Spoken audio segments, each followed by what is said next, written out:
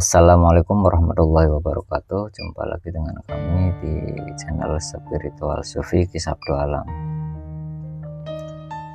Banyak yang mengira Tuhan itu memberikan sesuatunya itu semuanya gratis, padahal hakikatnya bukan begitu. Tuhan itu tidak pernah mengajarkan manusia tentang hidup gratis, karena hakikat manusia diciptakan itu adalah untuk berjuang mati-matian. Poinnya begitu. Jadi maksudnya apa?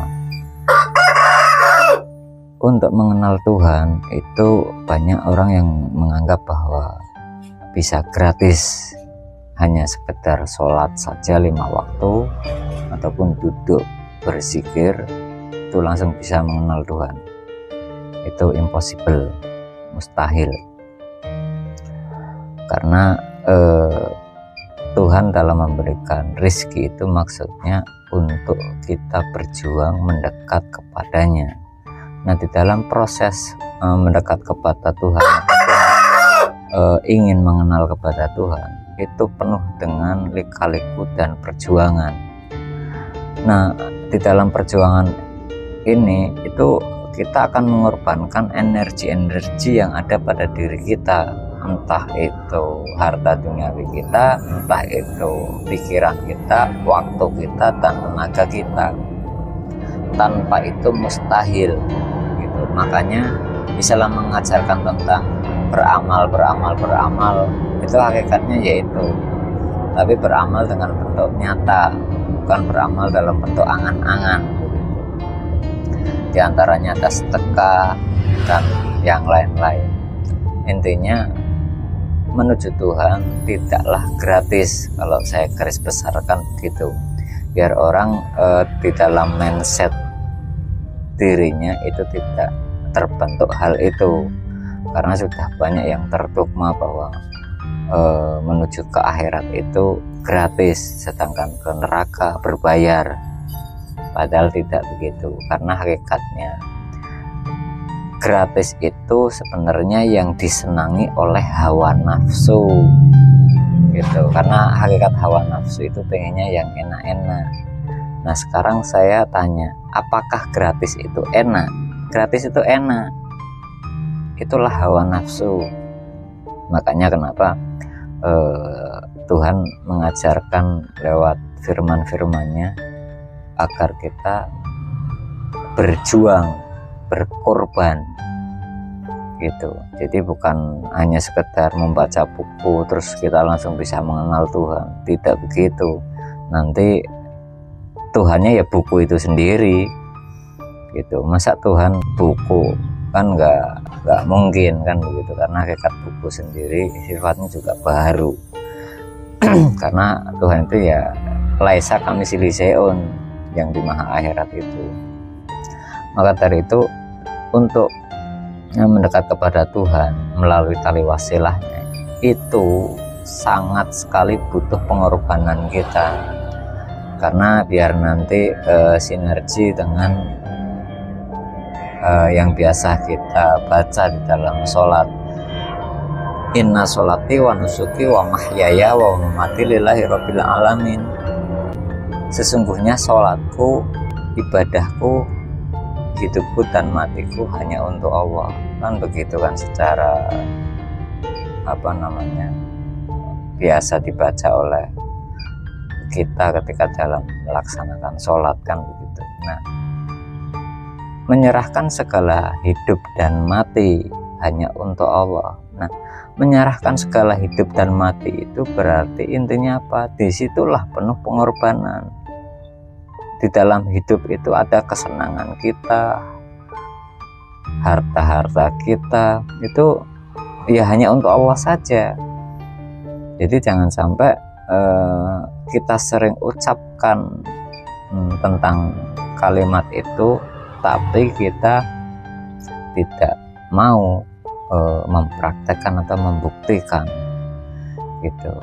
Jadi jangan sampai beribadah itu kita hanya sekedar angan-angan semata, karena nanti akan celaka disebutnya. Karena orang yang sholatnya lalai, yang tidak tersambung dengan Allah, itu diancam neraka wail. Makanya di sini yang diancam neraka wail itu bukan orang yang tidak sholat, tapi orang yang sholat. Jadi maknanya jangan dipelesetkan itu hanya untuk orang, itu neraka itu hanya untuk orang yang tidak sholat. Bukan, maksudnya bukan itu. Karena orang yang sholat pun kalau tidak sampai tersambung dengan Tuhan yang di maha akhirat, itu akan menjadi sia-sia. Maka dari itu untuk sambung ibadah kita kepada Tuhan yang di maha akhirat, kita harus melalui cahaya Tuhan itu sendiri. Kalau di dalam surat Az-Zukhruf 84 itu disebutnya ada Tuhan di langit dan ada Tuhan di bumi. Nah, Tuhan di bumi itulah cahaya Tuhan, maksudnya gitu, sebagai wasilah. Nah, wasilah itu menempati sebuah wujud jasmani manusia. Kalau zaman dulu itu ya para nabi.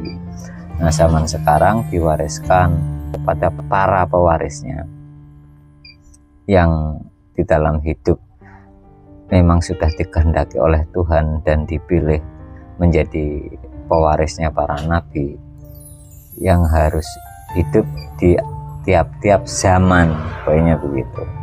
Nah, kita harus mencari pewaris nabi itu sendiri, pewaris ilmu, pewaris yang di dalam dadanya Nabi Muhammad dulu dicurahkan kepada Sayyidina Abu Bakar. Nah, dari Sayyidina Abu Bakar itulah diwariskan lagi sampai kepada zaman sekarang. Jadi agar sholat kita tidak sia-sia dan kita tidak menganggap gratis, carilah orang itu gitu dengan pengorbanan kita.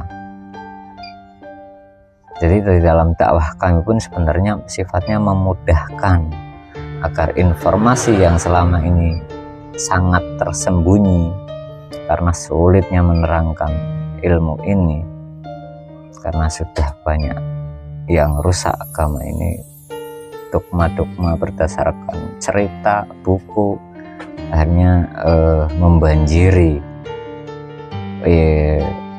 pikiran-pikiran manusia yang menyatakan bahwa menuju Tuhan itu gratis. Itu adalah pemahaman yang sebenarnya sangat menyesatkan. Hanya saja orang tidak menyadari hal itu, karena rata-rata orang memang suka gratis, kan begitu. Bukan berarti kita menerima sesuatu hal yang gratis itu tidak boleh, tapi di dalam hal berjuang menuju kepada Tuhan tidak ada yang gratis. Jadi harus menjadi mindset dalam diri kita. Karena ibarat saya mau ke Jakarta pun, umpamanya ada seorang mursyid, wali yang mursyid ada di Jakarta, ini jarak pendek saja karena saya untuk saat ini berada di Tangerang begitu ya. Itu saya membutuhkan sebuah pengorbanan, mengeluarkan harta saya untuk ongkos.